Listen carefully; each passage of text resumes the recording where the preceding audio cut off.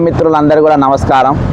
ఈరోజు మన ధర్నా చౌక్లో రేపు అసెంబ్లీల 5వ తారీఖున తెలంగాణ వ్యాప్తంగా రిటైర్డ్ ఎంప్లాయీస్ యొక్క వాళ్ళ యొక్క బెనిఫిట్స్ జీపీఎఫ్ కానీ ఇవి కానీ అవన్నీ కూడా దాదాపు 14,000 మంది రిటైర్డ్ అయ్యారు. వాళ్ళ పైసలు ఇంతవరకు రాలే. అందులో 41 మంది ఆల్రెడీ ఇంతవరకు మరణించారు. దానిపైన నిన్న దినాన ఎన్హెచ్ఆర్సీలో కేసు రిజిస్టర్ అయింది. 2 నెలల కింద పెట్టిన కేసు కూడా నిన్న రిజిస్టర్ కావడం జరిగింది. అంతేకాకుండా ఈరోజు ముఖ్యమంత్రి రేవంత్ రెడ్డి గారు ముఖ్యమంత్రి కాగానే 5 డిఏలు ఇచ్చేస్తా అని చెప్పిండు. 5 డిఓలు అక్కడ ఉంది, రేపు తెల్లారితే 6వ డిఓ. ఈరోజు భారతదేశం అంతా కూడా పీఆర్సీ ఇచ్చేసింది, రిటైర్మెంట్ బెనిఫిట్స్ ఇచ్చింది. కానీ ఇవాటి వరకు ఇక్కడ రూపాయి కూడా ఇవ్వలేదు. కాగ్ రిపోర్ట్లో బాజాప్తా తెలంగాణ ప్రభుత్వం మరి రిటైర్మెంట్ ఎంప్లాయీస్ బెనిఫిట్స్ కోసం 16,842 కోట్ల రూపాయలు శాంక్షన్ అయిపోయినాయి, వాళ్ళకి ఇచ్చేసినట్టుగా కాగ్ రిపోర్ట్ చెప్తా ఉంది. అంతేకాకుండా 2024-25 సంవత్సరానికి గాను దాదాపు 11,000 కోట్ల రూపాయలు అవి కూడా వచ్చినాయి, అవి కూడా దారి మళ్ళినాయి. అయినా కానీ మేము ఈరోజు గవర్నర్ గారికి రీప్రజెంటేషన్ ఇచ్చిన 1, 2, 3 ఇచ్చిన గవర్నర్ కార్యాలయంలో ఇచ్చిన రీప్రజెంటేషన్ ఈరోజు బుట్ట దాఖలవుతుంది. యాక్చువల్గా గవర్నర్ గారి డ్యూటీ ఏంటంటే ఈ తెలంగాణలో ఫ్యాక్చువల్ రిపోర్టు అంటే జరుగుతున్నటువంటి దానిపైన జరుగుతున్నటువంటి మరణాలపైన జరుగుతున్నటువంటి ఈరోజు రిటైర్ అయిన ఉద్యోగాలకు ఏవైతే ఇబ్బందులు కలుగుతున్నాయో ఇంతమంది మరణాలపైన ఫ్యాక్చువల్ రిపోర్ట్ అనేది అక్కడికి పంపాలి. ఎందుకంటే ఆర్టికల్ 21 రైట్స్ ఏవైతే ఆ రైట్స్ మొత్తం పౌర హక్కులు మొత్తం ఈరోజు కాలరాస్తూ ఉండరు. దీనిపైన తెలంగాణ పౌర హక్కులు, ఉద్యోగ హక్కులు, రిటైర్మెంట్ అయిన వారి హక్కులు ఈరోజు భంగం కలుగుతూ ఉంది. ఇందులో భాగంగా దాదాపు 41 మంది మరణించారు.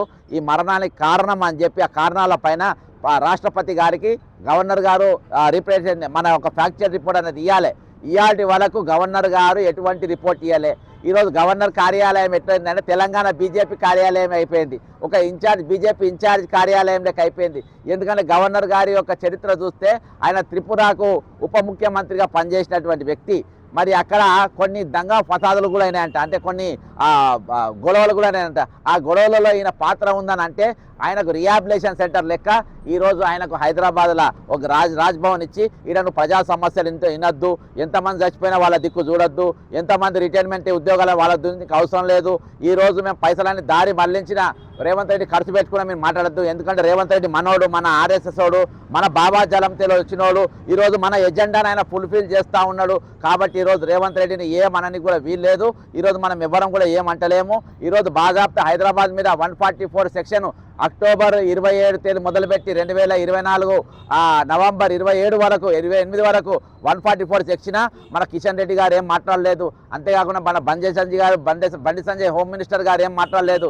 అదేవిధంగా మరి ఎంఐఎం కూడా ఏం మాట్లాడలేదు. మనము ఒక చతుర్ లెక్క చూసి ఎంఐఎం కూడా మనకు ఈరోజు మద్దతుగా నిలబడి ఆయన కూడా 144 సెక్షన్ మీద ఏం మాట్లాడలేదు. కాబట్టి ఆయన మనోడు ఏం మాట్లాడద్దని చెప్పి ఈరోజు బాజాప్తా చెప్తున్న పరిస్థితి ఈరోజు. అంతేకాకుండా మరి 600 చదరపు కిలోమీటర్లో ఉన్నటువంటి హైదరాబాద్ను ఈరోజు 2,000 చదరపు కిలోమీటర్కు దాని వైశాల్యాన్ని పెంచి ఈరోజు జిహెచ్ఎంసీ పరిధిని పెంచుతూ ఉన్నారు. కానీ దాన్ని కూడా మీరు ఏమనద్దు, ఈరోజు బ్రహ్మాండంగా పెంచుతూ ఉన్నారు. దాన్ని పెంచుకుంటా పోని, అక్కడ ఉన్నది మన ప్రభుత్వం. దేనికోసము ఇదంటే యూనియన్ టెరిటరీ కోసము, దీన్ని యూటీగా మార్చనికి అని చెప్పేసి ఈరోజు మరి దీని మీద ఈరోజు ప్రతిపక్షాలు దీని మీద గొంతెట్టడం కానీ, ఈరోజు ప్రతిపక్షాలు దీని మీద మాట్లాడడం కానీ, ఇవాటి వరకు 144 సెక్షన్ ఎందుకు పెట్టినామో కానీ ఈరోజు బీజేపీ కానీ, కాంగ్రెస్ కానీ, బీఆర్ఎస్ కానీ, ఎంఐఎం కానీ, సిపిఐ కానీ, సిపిఎం కానీ ఎవరు కూడా ఈ 144 సెక్షన్ మీద ఇవాటి వరకు అడిగారు. అంతేకాకుండా ఈరోజు రిటైర్మెంట్ ఎంప్లాయీ మరణాల గురించి మాట్లాడారు. ఈరోజు పీఆర్సీ గురించి బాజాప్తా ఉద్యోగ సంఘాలు కూడా మాట్లాడాయి. ఉద్యోగ సంఘాలు ఏంటి, ఒక ఉద్యోగ సంఘం మన శివాజీ మన శ్రీనివాస్ ఏలూరు శ్రీనివాస్ అనేటువంటి మీద ఈరోజు ఖమ్మం జిల్లాల భూముల కేసులు ఉన్నాయంట. ఛార్జ్ షీట్ వేస్తే జైలుకు పోతాడంట. కాబట్టి నీ గురించి నేను మాట్లాడా.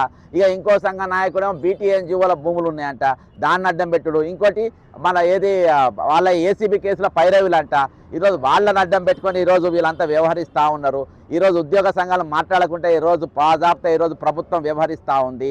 ఇక అంతేకాకుండా ఈరోజు ప్రభుత్వ సంఘాలను కూడా బ్లాక్మెయిల్ చేసే పరిస్థితికి దిగజారిందంటే ఇక మనం అర్థం చేసుకోవాలి. అందుకనే ఈరోజు ఎక్కడ కూడా పరిస్థితి లేక ఈరోజు బాజాప్తా మేము తెలంగాణ అసెంబ్లీ బంద్కు మొన్న దినాన మరి 0 అవర్లో మరి ఏ విధంగానైతే రిటైర్డ్ ఎంప్లాయీ సబ్జెక్ట్ కొంచెం చర్చకు వచ్చింది, కానీ అంత బలంగా రాలేదు. ఈరోజు కాగ్ రిపోర్ట్ ముందు పెట్టి మాట్లాడాల్సిన అవసరం ఉంది ప్రతిపక్షాలు. కాగ్ రిపోర్ట్లు ఎందుకు ఆ 16,842 కోట్ల రూపాయలు ఏ విధంగా డైవర్ట్ అయినాయని అడగాలి. మిస్ వరల్డ్కు ఏ ఫండ్కి వెళ్ళి తీసుకొచ్చి ఖర్చు పెట్టిన అడగాలి. ఈరోజు మిస్ వరల్డ్ కోసము మరి పైసలు ఎక్కడికి వెళ్ళి వచ్చిందని అడగాలి. అంతేకాకుండా మిస్ వరల్డ్, మిస్ ఇంగ్లాండ్ మరి ఎవరైతే మ్యాగీ ఉందో ఇంగ్లాండ్ పోయిన తర్వాత మాతోని వేశ్యలు వివరించినట్టుగా తెలంగాణ ప్రభుత్వం వ్యవహరించిందని చెప్పి ఆమె స్టేట్మెంట్ ఇచ్చింది. మరి శిఖా గోయల్ గారు రిపోర్ట్ ఇచ్చింది. ఆ రిపోర్ట్లో ఏమున్నది అనేది అసెంబ్లీలో చర్చకు రావాలి. అసెంబ్లీలో దాన్ని తీసుకురావాలి అని ఒక డిమాండ్ చేయాలి. ఈరోజు మెస్సీ అనేటువంటి ఫుట్బాల్ ఆడడానికి తీసుకొచ్చిండు. దాదాపు దానికి ఒక 150 కోట్ల పైసలు ఇప్పటికి ఖర్చు పెట్టిండ్రు. మరి అందులో సామాన్యులు ఎవరు కూడా ఆడలేదు. ఈయన కొడుకులు, ఈయన మనవన్లు, అంతేకాకుండా ఈరోజు వీళ్ళ తమ్ముళ్ళ కొడుకులు, మరి అక్కడ ఉన్న బౌన్సర్ల కొడుకులు ఈరోజు ఫుట్బాల్ ఆడిన పరిస్థితి. ఈరోజు అక్కడ కూడా ఆ పైసలు ఎక్కడికి వెళ్ళి వచ్చినాయని చెప్పి అడగాలి. అంతేకాకుండా ఈరోజు గ్లోబల్ సమ్మిట్లో ఎవరి పైసలు ఖర్చు పెట్టినా, ఎంత ఖర్చు పెట్టినా అది బయటికి రావాలి. అసలు ఎన్ని కంపెనీలు ఎంఓయూలు ఎవరైనా చేసుకుంటారు. ఎంఓయూలు ఇక్కడ ఉన్న మీడియా వాళ్ళు మేము అందరం కూడా ప్రభుత్వంతో మేము 1,00,000 కోట్లు పెడుతున్నాము, హైదరాబాద్లో 1,00,000 మందికి నౌకర్లు ఇస్తున్నామని మేము కూడా ఎంఓయూలు చేసుకోవచ్చు. ఎంఓయూలు కాదు, అసలు ఎన్ని డిపిఆర్లు అయినాయి. ఆ డిపిఆర్ రిపోర్ట్ ఈరోజు బయట పెట్టాల్సిన అవసరం ఉన్నది. దాని మీద చర్చ జరగాలి. ఈరోజు ఏదైతే వారం రోజుల పాటు చర్చ జరుగుతూ ఉందో దాని మీద ఖచ్చితమైన చర్చ చాలా బలంగా జరగాలి. డాక్యుమెంట్ పరంగా జరగాలి, పేపర్లు ముందు పెట్టి జరగాలి. ఈరోజు చాలా అంశాలు జరిగినాయి. ఈరోజు కాళేశ్వరం స్కామ్ అయిందంటారు, మిషన్ భగీరథ స్కామ్ అయిందంటారు, టెలిఫోన్ ట్యాపింగ్ స్కామింగ్ అయిందంటారు, గొర్రెల స్కామ్ అయిందంటారు. మరి ఎవరన్నా గొర్రెల స్కామ్లు ఎవరన్నా మాజీ మంత్రి ఎవరన్నా అరెస్ట్ అయినరా? ఏదైనా మాజీ ముఖ్యమంత్రిని అరెస్ట్ చేసిండ్రా? టెలిఫోన్ ట్యాపింగ్లో హోంమంత్రి అరెస్ట్ అయిందా? ఈరోజు గొర్రెల స్కామ్లో వాళ్ళు అరెస్ట్, కాళేశ్వరంలో ఎవరైనా మంత్రులు ముఖ్యమంత్రి అయినరా? ఈ అన్ని స్కామ్లలో అరెస్ట్ అవుతున్నది ఈరోజు ప్రభుత్వ ఉద్యోగులే. వాళ్ళు మాత్రమే, కానీ ఉద్యోగ సంఘాలు ఎవరు కూడా మాట్లాడరు. ఎందుకంటే వాళ్ళు చెంచాగిరి లెక్క మారిపోయినరు. కాబట్టి ఈరోజు ఈ అన్ని సమస్యలపైన ఈరోజు కాంట్రాక్ట్ ఉద్యోగులకు వెళ్ళి మొదలుపెట్టి, ఈరోజు అవుట్సోర్సింగ్ ఉద్యోగులకు వెళ్ళి మొదలుపెట్టి, ఈరోజు రిటైర్మెంట్ ఎంప్లాయీస్కి రావాల్సిన బెనిఫిట్స్ ఇవన్నీ కూడా ముందు పెట్టుకొని రేపు ఈరోజు ఇక్కడ తెలంగాణ ప్రతిపక్షం అనేది ఎక్కడ కనబడతలేదు. కాబట్టి మేమే ప్రతిపక్ష పాత్రగా పోషించి ఈరోజు రేపు అసెంబ్లీ మరి చెలో అసెంబ్లీ ముట్టడికి మేము పిలుపునిస్తున్నాం. ఈరోజు రిటైర్ అయిన వ్యక్తులు వాళ్ళ దవాఖానాల్లో ఉన్న, క్యాన్సర్లతోనున్న, హాస్పిటల్లో బెడ్ రిడన్ అయి ఉన్నా మీరు అంబులెన్స్లు వేసుకొని అసెంబ్లీకి రావాలి. మా సమస్యల గురించి మాట్లాడాలి, మా ఇష్యూస్ గురించి మాట్లాడాలి అని చెప్పి మనకు గొంతెత్తాల్సిన అవసరం ఉంది. ఈరోజు తెలంగాణ బీజేపీ ఎంత దౌర్భాగ్యానికి వ్యవహరిస్తుందంటే, ఈరోజు భారతదేశంలో ఉన్న బీజేపీ పాలన ఉన్న ప్రతి రాష్ట్రంలో పిఆర్సీ ఇచ్చిండ్రు, డిఏలు ఇచ్చిండ్రు, రిటైర్మెంట్ అయిన వాళ్ళ పైసలు కూడా అన్ని చేసిండ్రు. కానీ ఈరోజు తెలంగాణలో మేము తెలంగాణలో ఎందుకు ఇస్తలేరు అని చెప్పి బీజేపీ వాళ్ళు ఎందుకు అడుగుతలేరు? బండి సంజయ్ ఎందుకు అడుగుతలేరు? రామచంద్రరావు ఎందుకు అడుగుతలేరు? ఈరోజు కిషన్ రెడ్డి ఎందుకు అడుగుతలేరు? ఈరోజు బీజేపీ ఎల్పీ నాయకులు ఎందుకు అడుగుతలేరు? ఈరోజు తెలంగాణలో ఎందుకు మీరు మరి రిటైర్మెంట్ బెనిఫిట్స్ ఎందుకు ఇవ్వలేకపోతున్నారు? మేము ఇచ్చినామని చెప్పి ఎందుకు డంకా బజాయించుకుంటలేరు? ఎందుకనంటే ఎందుకో ఆ రోజు అసెంబ్లీలో చెప్పాల్సిన అవసరం ఉంది ఈరోజు. కాబట్టి ఈరోజు 41 మంది ఇయాటికి మరణించారు. 42వ నంబర్ రాకముందే, 42వ రిటైర్డ్ ఉద్యోగి మరణం కాకముందే, ఇంకా ఉద్యోగులు వాళ్ళు నైరాశ్యంతో వెళ్ళకముందే ఈరోజు ప్రభుత్వం వెంటనే మరి 25వ తారీఖు లోపే మరి అసెంబ్లీలో చర్చ జరపాలి. ఈరోజు వీళ్ళ డిమాండ్స్ మొత్తం ప్రకటించాలి అని చెప్పి, వీళ్ళ డిమాండ్స్ మొత్తం నెరవేర్చాలని చెప్పేసి మేము డిమాండ్ చేస్తూ ఉన్నాం. అంతేకాకుండా 14,000 పోస్టులు ఈరోజు ఖాళీలు అయినాయి. ఆ 14,000 పోస్టులు రిటైర్ అయిన పోస్టులను జాబ్ క్యాలెండర్ ప్రకటించాలి అని బాజాబ్తా ప్రియాంక గాంధీ గారితో చెప్పించారు. 4,000 రూపాయలు నిరుద్యోగ భృతి ఇస్తామన్నారు. మరి 40 లక్షల మంది ఇయాల్టికి నమోదైనటువంటి నిరుద్యోగులు రాష్ట్రంలో 40 లక్షల మంది ఉన్నారు. మరి దానిపైన ఇంకా పోస్టులు ఎప్పుడు ఇస్తారు? అసలు ఎన్ని పోస్టులు మీరు గుర్తించారు? ఈ పోస్టులు ఎప్పటిలోపు నింపబోతున్నారు? మరి జాబ్ క్యాలెండర్ ఏమైంది? దీనిపైన కూడా అసెంబ్లీలో చర్చ జరగాల్సిన అవసరం ఉంది. కాబట్టి ఈరోజు మేము నిరుద్యోగుల మద్దతు, నిరుద్యోగ జేఏసీ మద్దతు కూడా కోరుతున్నాం. గతంలో మరి తెలంగాణకు ఊరున బస్ చేసుకొని కాంగ్రెస్ పార్టీ అధికారం రావాలని చెప్పేసి తమ్ముడు జనార్దన్ మళ్ళీ వాళ్ళ టీము రాష్ట్రం అంతా పర్యటన చేయడం జరిగింది. కానీ ఈరోజు మళ్ళీ వాళ్ళు కూడా ఈరోజు మరి వీళ్ళ రిటైర్మెంట్ అయిన వాళ్లకు మరి కొంతమందికి దాదాపు 6,000 మందికి మళ్ళీ ఇంకా అట్నే పని చేయించుకుంటా ఉన్నారు వాళ్ళని. ఎందుకంటే వాళ్ళకి తీసేస్తే వాళ్ళ పైసలు ఇవ్వాల్సి వస్తాయి. కాబట్టి ఈరోజు చీఫ్ సెక్రటరీ రిటైర్డ్ అయిపోయాడు, కానీ ఆయన ఎక్స్టెన్షన్ అయింది. మరి రిటైర్ అయిన చీఫ్ సెక్రటరీ పైసలు ఇచ్చిండ్రా లేదా? రిటైర్మెంట్ పైసలు వచ్చినాయా లేవా? అవి ఆయన స్పష్టంగా చెప్పాల్సిన అవసరం ఉంది. ఈరోజు ఫైనాన్స్ సెక్రటరీ ఉన్నాడు, మరి ముఖ్యమంత్రి ఉన్నాడు. కాగ్ రిపోర్ట్ అనేది బయటకు వస్తే ముఖ్యమంత్రి, finance minister, finance secretary, chief secretary 4 కూడా జైలుకు పోతారు. ఈరోజు చీఫ్ సెక్రటరీ ఇంటికాడికి తీసుకుపోయి నేను ఒక వీడియో చేసిన, విల్లా నంబర్ 41 గ్రీన్ విల్లాస్ అని కిల్ ఎవడిచ్చిండు, ఎక్కడికెళ్ళి వచ్చింది, దాని రిపేర్ ఎవరు చేపిస్తుందని ఇవాళ దాకా ఆయనకెళ్ళి ఎక్కడికెళ్ళి సమాధానం లేదు. ఇలాంటి సమాధానం లేని అనేకమైన ప్రశ్నలు ఈరోజు తెలంగాణ ప్రజలలో ఉన్నాయి, 4 కోట్ల ప్రజలలో ఉన్నాయి. 4 కోట్ల తెలంగాణ ప్రజలు ఈరోజు అందరూ కూడా ఎక్సెప్ట్ ఎవరు రేవంత్ రెడ్డి కుటుంబము, మంత్రుల కుటుంబాలు, ఎమ్మెల్యే కుటుంబాలు తప్ప తక్కిన వాళ్ళందరూ కూడా ఈరోజు అన్హ్యాపీతో ఉన్నారు. అంతేకాకుండా ఈరోజు నిరాశ నిస్పృహలతో ఉన్నారు. కాబట్టి మెదులుతున్నాయి నేను చెప్పిన ఈ ప్రశ్నలన్నిటి కూడా రేపు తెలంగాణలో అసెంబ్లీలో జరుగుతున్నట్టు దాంట్లో చర్చకు రావాల్సిన అవసరం ఉంది. ఒకవేళ ఈ చర్చకు రాకుంటే మీరు అసలు అసెంబ్లీయే పెట్టకండి.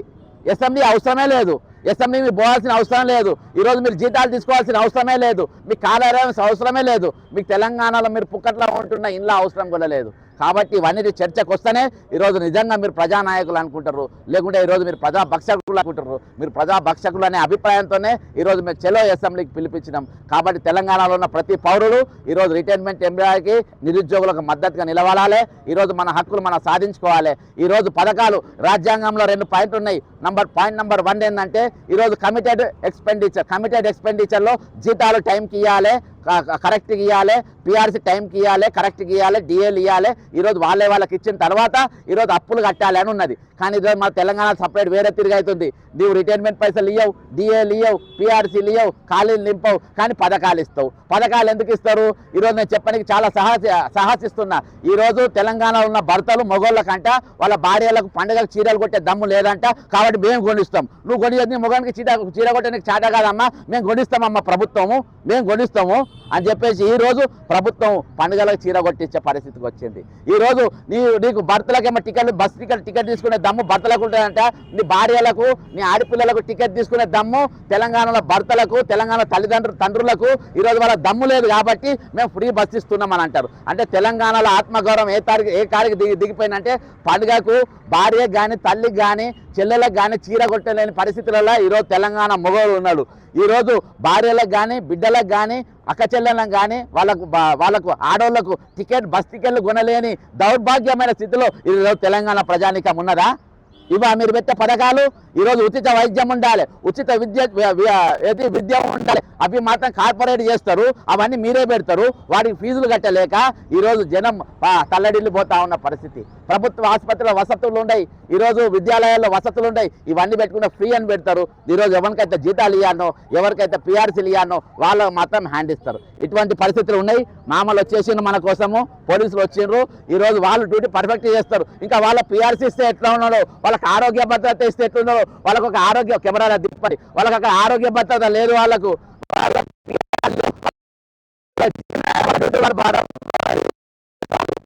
మా హోంమంత్రిని మాట్లాడలే. హోంమంత్రి ఎవరు? ఈరోజు రేవంత్ రెడ్డి గారు. రేవంత్ రెడ్డి గారి మీద ఎన్ని కేసులు ఉన్నాయి?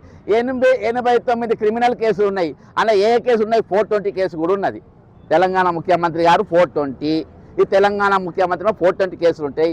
అసోంటి వాళ్ళకు ఈరోజు వీళ్ళు వస్తారు పోలీసులు మన అరెస్ట్ చేయడానికి. వీళ్ళకి ఆరోగ్య భద్రత లేదు. వీళ్ళ దావకాన పోతే వీళ్ళ దావకానే తెలుసుకోరాబ్బా. వీళ్ళు పోతే నాకు హార్ట్ అటాక్ వచ్చింది, లేకపోతే పక్షవాతం వచ్చిందని అపోలో హాస్పిటల్ పోయినా, యశోద హాస్పిటల్ పోయినా, నాకు ఆరోగ్య భద్రత కార్డు ఉంది, నాకు ట్రీట్మెంట్ చేయంటే, నీకు ట్రీట్మెంట్ ఎక్కడిది?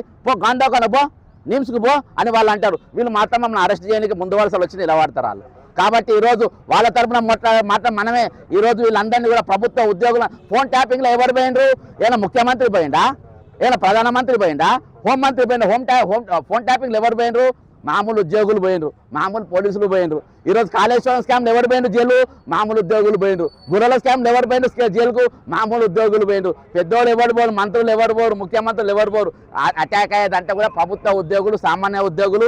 మా మీద కేసులు పెట్టేది, మన జైళ్ళలో తీసుకుపోయేది కూడా సామాన్యులే. వచ్చిండ్రు సార్లు. కాబట్టి ఏది ఏమైనప్పటికీ 5వ రోజు చలో తెలంగాణ అసెంబ్లీ ముట్టడి, తెలంగాణ ప్రయాణికం బ్రహ్మాండంగా ఈరోజు దాన్ని ఈ పిలుపు ఎవరు ఇస్తలేరు కాబట్టి మేము పిలుపునిస్తున్నాం. ఈరోజు పోస్టర్ రిలీజ్ చేస్తున్నాం.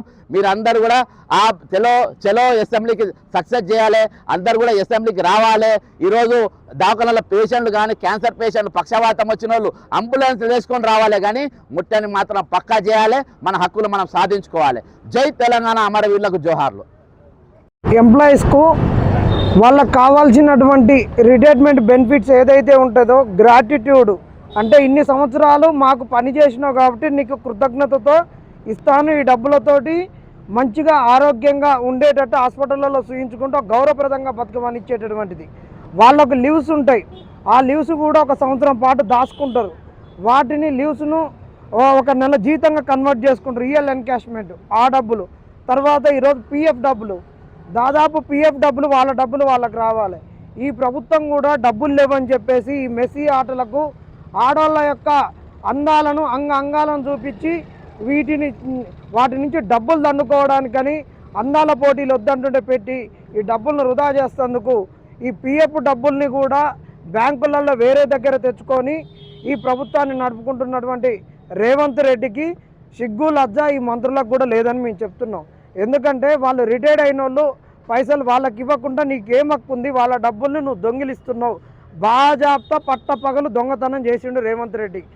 వారి డబ్బుల గురించి వాళ్ళు ఏదైతే ఈ జనవరి 5వ తారీఖున అసెంబ్లీ ముట్టడి తలపెట్టిరో దానికి నిరుద్యోగుల మద్దతు సంపూర్ణంగా ఉంటుంది. ఈరోజు మేము ఎందుకు వాళ్ళకు మద్దతు ప్రకటిస్తున్నామంటే ఈరోజు 14,000 మంది రిటైర్డ్ అయినటువంటి వాళ్ళు ఉన్నారు. ఈరోజు 14,000 ఉద్యోగాలు కొత్తగా నోటిఫై కావాలి. ఈ నోటిఫై అయ్యి కొత్తగా ఉద్యోగాలు ఇవ్వాలి. ఇప్పటి వరకు 2 లక్షల ఉద్యోగాలు ఉన్నాయని చెప్పి 2 లక్షలలో కనీసం 12,000 ఉద్యోగాలు ఇవ్వలేదు. సరే 20,000 ఇచ్చినాం అనుకుందాం, 1,80,000 ఉద్యోగాలు ఎక్కడ పోయినాయి, ఈ 14,000 ఉద్యోగాలు ఎక్కడ పోయినాయి? ఇంకొకటి ఏంటంటే ఈ రేవంత్ రెడ్డి దగ్గర దుబారా ఖర్చులు చేయడానికి, తర్వాత ఈ కాంగ్రెస్ వాళ్ళు దోసుకోవడానికి వీళ్ళు బరితెగించి వీళ్ళు డబ్బుల సంపాదన మీద పడ్డారు తప్పితే ఉద్యోగ కల్పనలో వీళ్లకు అవగాహన లేదు, ఇద్దామనే ఒక కృత నిశ్చయం లేదు. అది ఎందుకు చెప్తున్నామంటే గత 4 రోజుల కిందటే జనరల్ అడ్మినిస్ట్రేషన్లో ఒక జీవో పాస్ కావడానికి సీఎం దగ్గరికి ఒక ఫైల్ మూవ్ అయింది. ఏంటో తెలుసా? మీరందరూ కూడా ఫిబ్రవరి నెలలో దాని వాస్తవ రూపంగా మీరందరూ చూడబోతున్నారు. ఈ తెలంగాణలో ఒక ఉద్యోగుల యొక్క రిటైర్మెంట్ వయసు అనేటటువంటిది ఇంకా 1 సంవత్సరం పెరగబోతుంది. ఎందుకు పెరగబోతుందంటే ఈ రిటైర్డ్ అయినటువంటి వాళ్లకు వాళ్ళ హోదాను బట్టి ఒక జూనియర్ అసిస్టెంట్ రిటైర్డ్ అయినా కానీ వాళ్లకు ఖచ్చితంగా 30 నుంచి 40 లక్షల వరకు ఈ ప్రభుత్వం ఇవ్వాలి. ఈరోజు వీళ్ళకి ఇవ్వాల్సిన డబ్బులు కావాలని చెప్పేసి కోర్టులో కేసు వేస్తే ఆ కోర్టులో కేసులో కూడా ఆర్డర్ కాపీ తీసుకొని రావడం జరిగింది. ఆర్డర్ కాపీని కూడా వీళ్ళు అసలు ఏమాత్రం ఇంప్లిమెంట్ చేయనటువంటి దౌర్భాగ్యులు వీళ్ళు. ఎందుకు ఇంకా నేను ఎవిడెన్స్లు ప్రొడ్యూస్ చేస్తున్నా.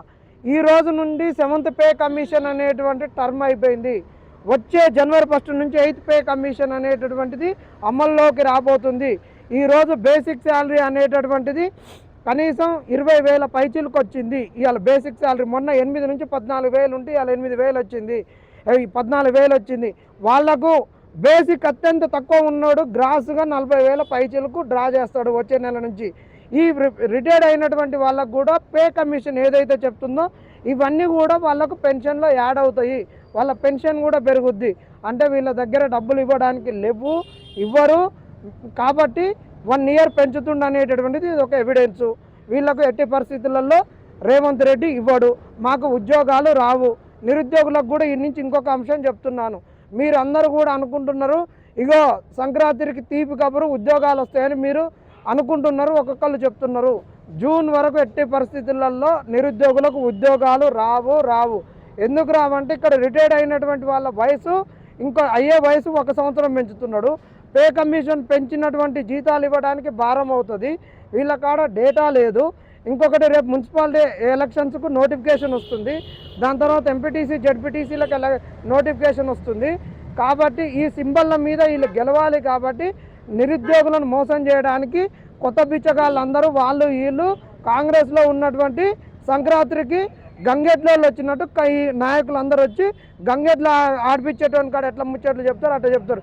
ఈ గంగెట్ల ముచ్చట్లు నమ్మొద్దు, నోటిఫికేషన్ రావని చెప్తున్నాం. నిరుద్యోగులను ఖచ్చితంగా వీళ్లకు మద్దతుగా ఉంటాం. ఇంకా 6,000 మంది రిటైర్డ్ అయినటువంటి ఉద్యోగులను ఏ విధంగా కొనసాగిస్తారో ఇదంతా డేటా ఉంది. పక్కా డేటాతోటే మాట్లాడుతున్నాను.